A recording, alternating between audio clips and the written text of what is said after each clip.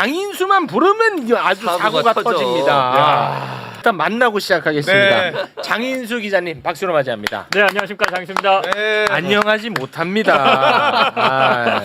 장인수 기자가 이제 매불쇼에 나와가지고 특혜 의혹을 하나 제기를 했습니다. 심상정 보좌관의 아들 이야기입니다. 네. 심상정 지역구에 있는 중부대학교에 심상정 보좌관의 아들을 인턴으로 채용을 했다. 그런데 심상정 보좌관 아들이 학점이 안 좋아. 그래서 학점 규정까지도 제외시켜줬다. 너무 심한 특혜잖아. 만약에 사실이면. 그리고 23개월을 근무를 해야 정규직으로 전환을 시켜주는 건데 이 심상정 보좌관 아들은 불과 12개월만 일했는데도 정규직으로 전환을 해줬다. 이거 너무 큰 특혜 아니었느냐? 라는 특혜 의혹을 제기를 했습니다. 정인수 기자가. 그러자 바로 정의당에서 입장을 냈습니다. 네. 입장을 좀 올려주시면 이게 입장이 좀 길어요. 예. 근데 각자 꼭들 봐주세요. 네. 네, 이건 철저히 우리가 또 받아들여 줘야 되니까. 그렇죠. 네. 근데 이게 좀 봤는데 간단하게 얘기하면 이렇습니다. 2024년 심상정은 장인수를 허위 사실에 의한 명예훼손 혐의로 고소를 했다. 그런데 경찰은 미진한 수사 끝에 불송치 결정을 했다. 이놈의 장인수는 불송치 결정만 믿고 또 허위 사실을 유포해대고 있다. 심상정이 이의 신청을 제기해 현재 서울 동부지검에 계류된 상태다. 장인수는 그만해라. 이런 겁니다. 네. 근데 뭐가 허위 사실인지에 대한 이야기는 없더라고.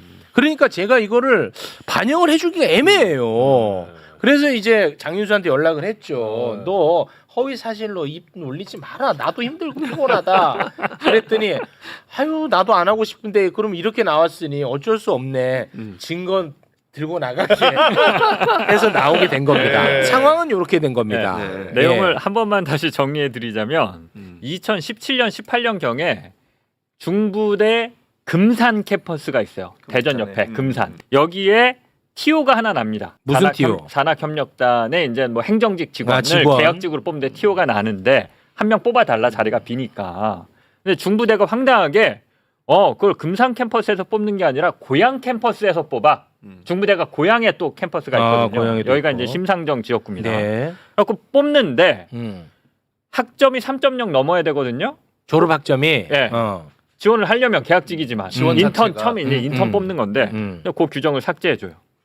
중부대에서. 그리고 고양시에 살면 가산점을 줄게. 그리고 가산점을 줘요. 갑자기 고양시에 살면 어떤 걸 그냥 막 만들어내. 아니 금산시에서 일해야 되는데 왜 고양시 감사점을 줘? 아니 그러니까 고양 캠퍼스에서 뽑는 거예요. 고양 캠퍼스로 뽑는 거야. TO는 충청에 났는데 고양에서 뽑는 거야. 나 이거 이해가 잘 안 가는. 심상정 보좌관 아들 뽑아줘야 되니까. 그거 말고는 설명이 안 돼요. 그걸 의심하는 그래서 이제 거예요. 그 하나 설명씩 드릴게요. 심지어 이 심상정 보좌관 아들이 그래서 거기에 지원을 하는데 그러면 자기 서류를 내야 될 거 아닙니까? 자기의 어떤 뭐 어찌 됐던 증명, 자기 뭐 프로필이라든지 이력서. 뭐 이런 것들을 서류를 안 내요. 이력서를 안 내? 나중에 내겠대. 나중에. 그러니까 중부대가 그래 나중에 내. 그리고 걔를 뽑아줘요. 뽑고 나서 낸다고? 뽑고 나서 낸다고. 그게 말이 돼요? 그러니까 말이 안 돼요. 이게 뭐- 말이 안 되는데 그러고 나서 하나도 못 알아듣겠네. 그러니까. 그 말이 못 돼? 알아. 아니 근데 이게 현실이에요. 이게 다 현실이야? 팩트예요. 인턴으로 뽑아줬는데 뽑았어 실제. 12개월 이후에 정규직으로 전환을 해줍니다. 정규직으로 전환을 해줘요. 근데 중부대 내부 규정에 따르면 23개월을 채워야 정규직이 될 수 있는데 네. 12개월만 지나고 정규직으로 뽑아줘요.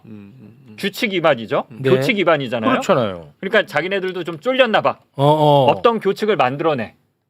이 사람을 정규직으로 전환해 준 다음에 한 서너 달 지나서 우리 학교는 12개월만 지나도 정규직으로 전환할 수 있어라고 없던 규칙을 만들어내. 새롭게 만들어. 네. 그거 이제 서류를 하나 볼게요. 네. 서류가 있어요? 야 이제 한다. 야. 이게 교육부가 네. 2021년도에 중부대를 감사해서 그 지적사항으로 제기를 한 겁니다. 정규직 전환 특혜 관련이라고 돼 있죠. 네. 이게 심상정 보좌관 아들에 대한 얘기예요. 중부대학교 산학협력단 박땡땡은 단장 박땡땡은 2018년 5월 8일 산학협력단 연구지원팀 인턴으로 채용된 김땡땡을이 심상정 보좌관 보좌관의 아들이에요. 23개월 근무 후 정규직 전환 심의하도록 정한 당시 규정과 달리 인사평정이 우수하다는 사유로 채용 후 1년 만에 지나지 않은 위 김땡땡을 2019년 5월 8일 정규직으로 전환한 사실이 있음이라고 니네 잘못했잖아라고 지적한 거야. 그래놓고 그 밑에다가 또 별표 당구장 표시해놓고 김땡땡의 정규직 전환 이후 2019년 10월 22일 산업협력단 인사관리 규정 뭐 등등 해서 복무기간이 1년 이전이라도 정규직으로 전환할 수 있다는 규정을 추가한 것으로 개정함. 니네 이런 짓거리 했네. 그러네. 걸린 거예요. 19년 5월 8일에 정규직 전환했고 이 개정은 19년 10월 2일에 개정했고 감사 결과가 있었네. 그러니까. 네, 감사 결과가 있어요. 왜 감사 결과가 있어요. 근데도 그냥 덮어놓고 심상정 전 의원이죠. 심상정 전 의원과 정의당은 그냥 사실이 아니다. 그래서 이런 것 때문에 경찰에서 장희수 명예훼손 아니야라고 불송치 결정한 거예요. 네. 그리고 이 이후에 어떤 일이 벌어지냐면 자 아까 이해를 못하셨다고 했잖아요. 네. 충청 캠퍼스에서 뽑아야 되는데 고양 캠퍼스에서 뽑았어. 네. 그럼 고양 캠퍼스는 인원이 많아지고 필요 없는 인원이 생기고 충청 캠퍼스는 인원이 없잖아요. 그러니까 누군가 내려가라고 지시를 합니다. 중부대학교가. 너 내려가. 그 심상정 보좌관 아들과 같은 사무실에서 일하는 다른 계약직 청년을 네가 좀 금산으로 가야겠다. 네가 가라 금산. 네가 가라 금산. 요 얘기를 누군가 들었을 거 아닙니까? 그렇겠지. 청년이. 그 청년이 한 얘기를 들어보실게요. 있어요 그게? 녹취가 인터뷰를 있어? 했습니다. 네, 인터뷰를 했어요.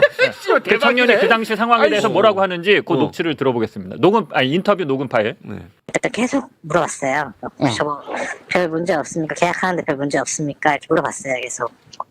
근데 뭐 큰 문제 없다. 계약하는데 문제 없다. 근데 저는 분명히 말씀드렸고 집 구하는 거라든지 저는 고향 캠퍼스로 지원한 거지 충청 캠퍼스로 지원한 게 아니다. 좀 말도 안 되는 소리여가지고 그 당시에 그래서 제가 불합리함을 좀 느끼고 퇴사를 한 거죠 그때. 퇴사했어 결국. 아이고. 그러니까 이게 설명을 드리면 아이고. 계약직 직원은 파리 목숨이잖아요. 그러니까 계약 연장이 돼야 되잖아요. 근데 이제 그러니까 나는 계약 연장이 됩니까? 고향 캠퍼스에서 물어봐야겠지. 팀장한테 물어본 거야. 그렇지. 너 계속 쓸 거야 우리가. 그래서 그러면 집을 고향이랑 가까운 의정부 쪽에 잡을게요. 이것 때문에 그러니까 확실한 거죠 팀장님. 몇 번을 물어봤는데 그래 문제 없어. 집 잡아 그래갖고 집 계약을 해놨더니 한 달 뒤에 와 금산을 네가 좀 가야 쓰겄다. 진짜 너무하네. 네. 그럼 얘는 어떻게 해요? 그냥 관둬야지. 의정부에 잡았는데 집을. 네, 의정부에 집을 잡았는데. 이런 식으로 그 심상정 보좌관 아들이 그 근무하는 사무실에 직원 5명이 그만둬요. 5명이. 그리고 이 제보를 제가 왜 믿냐면 이 제보를 한 게 이 직원이 근무한 데가 중부대 산학협력단 행정실이거든요. 제보자가 중부대 산학협력단 부단장 교수가 제보한 거예요. 자기가 데리고 있는 애들이 이런 식으로 다 쫓겨나니까 보좌관 아들 하나 들어와서 뭐 다 이렇게 떨려나니까 교수가 정의감이 있어서 중부대 김경환 교수님인데 이름 말해도 되나? 예. 제보하고 다 인터뷰 하신 거예요. 그래서 잘려요 이 교수도. 잘렸어. 아유 중부대에서 잘려요. 그리고 복직 소송을 통해서 최근에 복직 결정을 받았어요. 네 말이 다 맞아. 라고 중부대가 깔끔하게 소송해서 졌어요.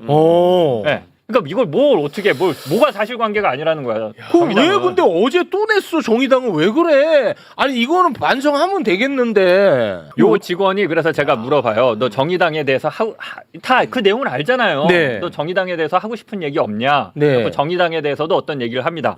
정의당은 청년을 위한 정당, 진보 정당이라고 하는데 정의당을 보면 어떤 생각이 드니? 라고 인터뷰를 했어요. 네. 그러니까 뭔가 얘기를 했을 거 아닙니까? 이 청년이. 네. 한번 듣겠습니다. 그 청년을 위한 당이라면은 좀 도의적인 책임을 갖고 좀 제대로 된 좀 변명만 할 게 아니라 제대로 된 사과라든지 뭐 실질적으로 인정할 건 인정하고 고칠 건 고치고 이런 스탠스를 좀 취하는 게 또 이게 맞지 않나 싶습니다. 또 이런 것도.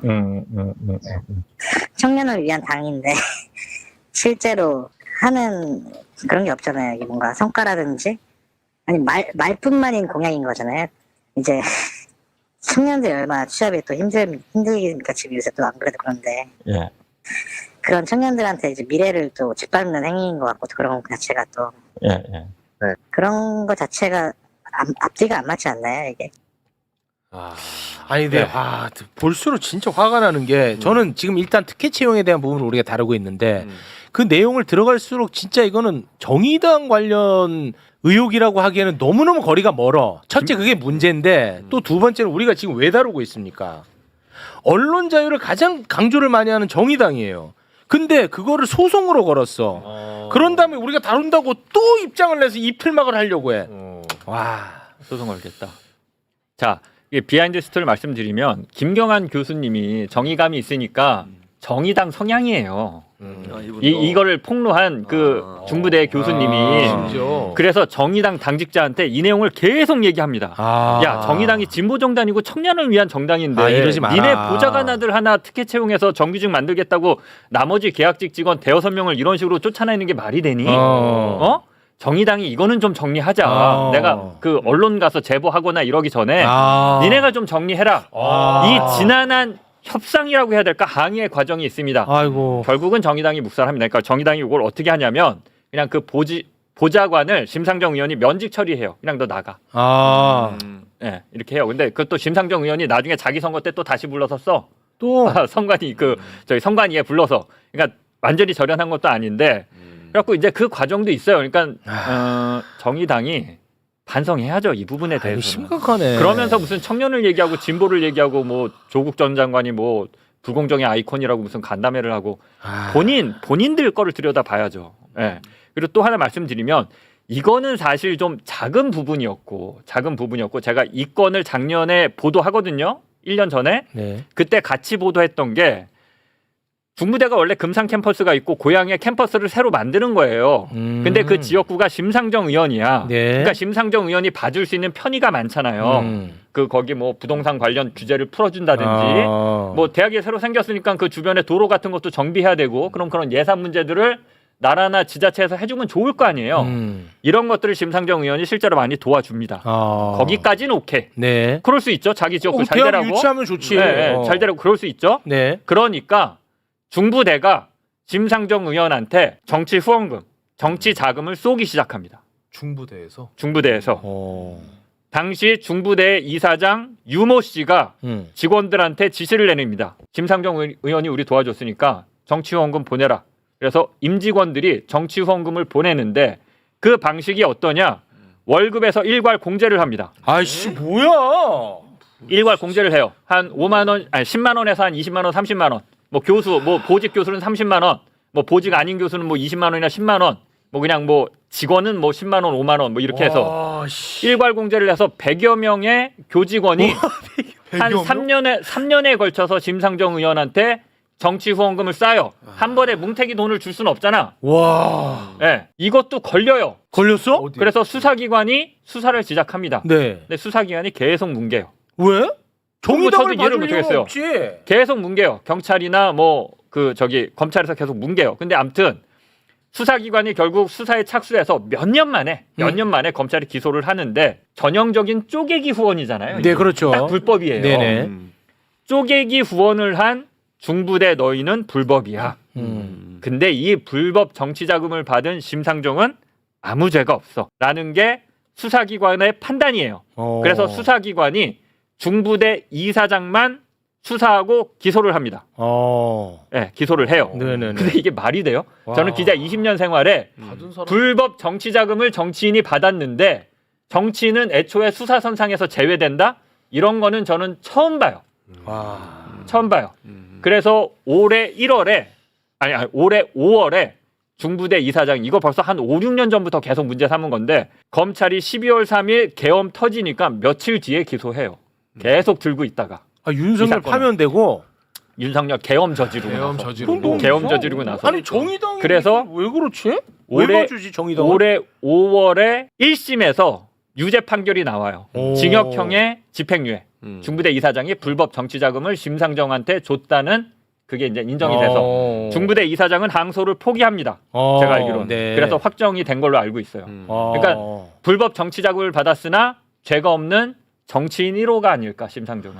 아니 근데 정의당은 정말 그야말로 군소 정당이고 힘이 없는 정당인데 대한민국 권력기관 검찰이 봐줄 이유는 수는 나는 없을 것 아니, 같은데. 그러니까 이건 제 개인적인 추측인데요. 되게 신기하네. 이게 예를 들면 여당 입장에서 그 당시 여당 입장에서는 도움을 받을 수 있는 부분이 있다고도 볼 수 있겠지. 개인적인 추측이에요, 제 생각. 이건 100% 개인적인 추측이고요. 왜냐하면 소수 여당이었잖아요, 당시만 해도. 네. 그러니까 뭐 이게 도움을 주거나 야당으로서 역할을 할 수 있는 부분이 있지 않을까 하는 생각을 하지 않았을까. 그렇게 추측을 해봅니다. 제가 하나만 더 말씀드리면 네. 심상정 의원이 몰랐다 이거예요. 심상정 의원의 반론은 나는 걔네들이 불법으로 거둔 거지. 나는 받을 때의 과정은 합법이야. 심상정 의원 주장은 이고요. 그리고 중부대에서 그런 일이 있었는지 우리가 어떻게 난 알아? 몰랐다. 몰라. 네. 근데 이게 말이 안 되는 게 행정실에서 월급을 일괄 공제해서 보냈다라고 했잖아요. 네. 그러니까 뭐 장인수도 10만 원 보내고 뭐 10만 원 네네. 보내고 뭐 다 이렇게 해서 네. 보낸 건데 네. 주소지가 다 중부대야. 그 받은 쪽에서 어떻게 몰라요? 아니 그걸 계좌로 받은 게 아니고 근데 누가 보냈는지 개인 정보를 남겨야 돼요. 아, 그러니까 받은 남겨야 쪽에서도 돼? 알아야 돼요. 알아야 돼. 장인수가 보냈고 장인수 아. 핸드폰 번호 이게 이거고 연말정산을 주소는 이거고 아. 이게 다 기재가 돼서 다 그 정보가 가요. 의원실로. 근데 뭐 한 수백 명이 다 같은 데야. 100명이 중부대 주소로. 와. 이거는 근데 몰랐대. 예, 그래갖고 수사기관도 아예 몰랐을 거래. 아, 그러고 그래? 봐줘요. 예. 정의당도 또 하실 말씀이 있으면 연락 주시면 저희가 모든 것을 다 반영하도록 하겠습니다. 근데 지금까지 이제 뭐 양쪽 의견을 저는 이제 들은 입장에서는 장인수 말에 신뢰를 안 할 재간이 없습니다.